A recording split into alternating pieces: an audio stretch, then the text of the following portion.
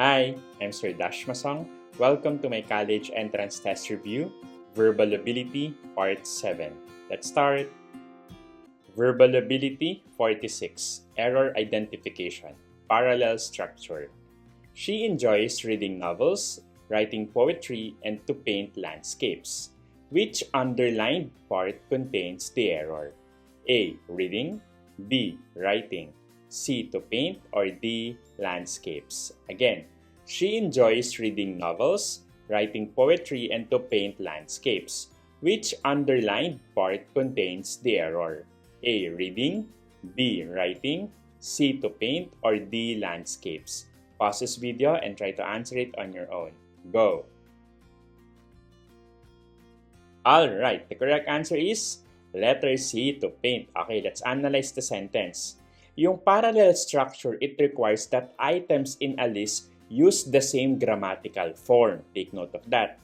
Look at the first two terms. Yung first two terms natin na reading at writing ay gerunds. So yung third item natin dito, which is to paint, should be gerund din. Dapat painting yan. Yung third term nakalagay dito, to paint, it's an infinitive. So it breaks the parallel structure. Again, the correct answer is letter C, to paint. Kasi dapat ayan ay painting. That's it. See you sa next session. God bless. Verbal Ability 47. Error Identification, Preposition. The new employee complied to the company's strict attendance policies. Which underlined part contains the error? A. Complied, B. To, C. Strict, or D. Policies. Again, the new employee complied to the company's strict attendance policies. Very good, new employee, ha? Which underlined part contains the error? A. Complied, B. To, C. Strict, or D. Policies. Pause this video and try to answer it on your own. Go! Alright, the correct answer is letter B, to. O yung iba, iniisip, sir, parang wala namang error. Mukha kasing walang error, Common itong mga preposition error sa mga entrance exam. Okay, i-analyze natin. Yung verb na comply, it requires the preposition with to be correct. So, mali yung to. Kasi yung idiomatic pairing dito ay comply with, which means to obey or follow rules. Okay, bakit tama or acceptable yung ACD? Kasi yung complied is the correct past tense naman ng verb, Yung strict, yung correct adjective modifying naman yung policies. At yung policies, yung correct plural noun. So, walang error or acceptable itong A, C, and D. That's it. See you sa next session. God bless. Verbal Ability 48. Error Identification, Pronoun Case. Between you and I, this project needs more work. Which underlined part contains the error? A. I, B. This, C. Needs, or D. More. Again, between you and I, this project needs more work. Which underlined part contains the error? A. I, B. This, C. Needs, or D. More. Pause this video and try to answer it on your own.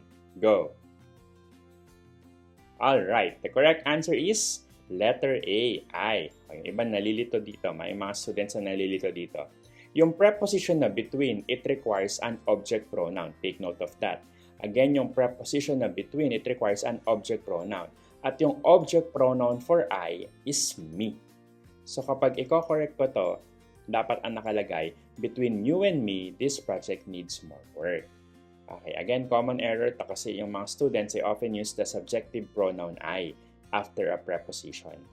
Bakit acceptable yung BCD? Kasi yung word na this, it is the correct demonstrative pronoun naman, modifying yung project. Yung needs naman, yung correct singular verb, agreeing with the project. At yung more, it's the correct adjective, modifying the word. So, acceptable yung BCD. That's it. See you sa next session. God bless.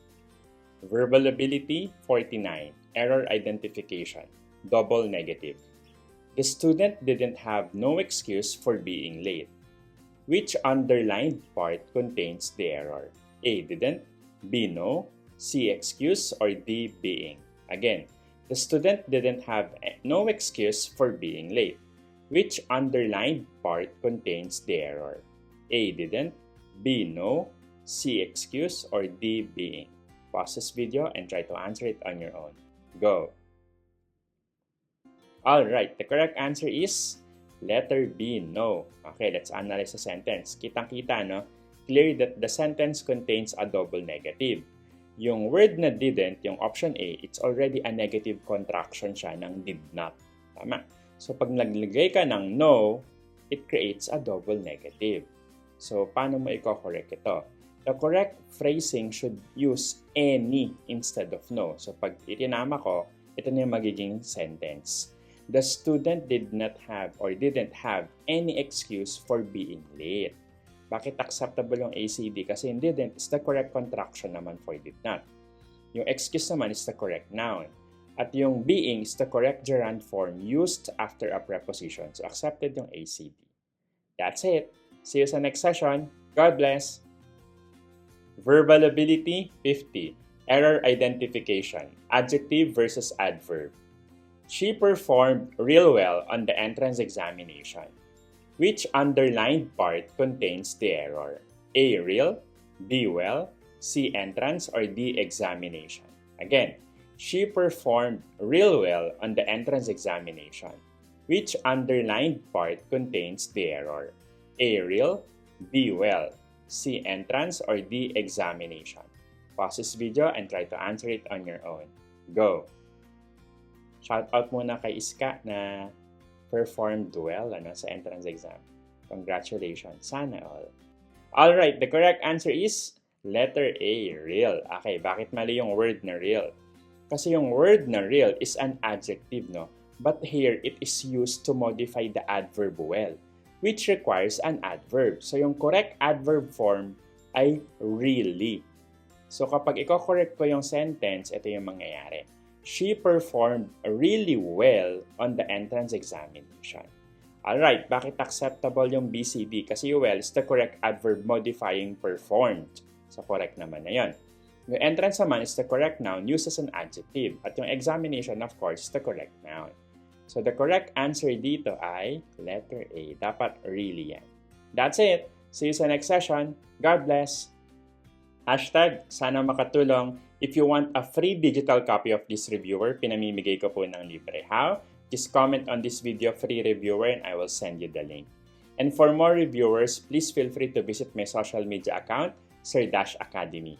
Available sa YouTube, Facebook, and TikTok. I suggest punta ka sa YouTube, hanapin mo sa playlist. Again, sa playlist, kinumpile ko lahat ng college entrance test reviewers. Mahanap mo yun doon. And if you need further review per subject, gumawa rin ako ng playlist per subject. For example, ito ang English, Math, Physics, Biology, Chemistry, General Science. So, hanapin mo lang yung subject that you need further review. I hope makatulong. See you sa next session. God bless!